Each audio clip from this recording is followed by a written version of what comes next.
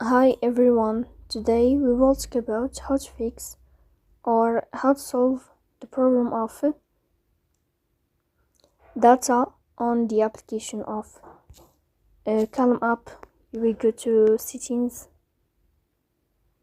In this page you will go to apps, default apps, app settings.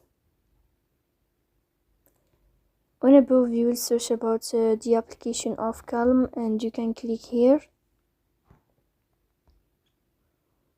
Then this page of app info, you will click on first stop and you can click OK. Here you will enter to the window of storage. Then you will click on clear cache. But pay attention, don't click clear data because that can delete your account. In the end you can turn off your phone and you can wait a moment to restart your phone again to fix that problem, so please don't forget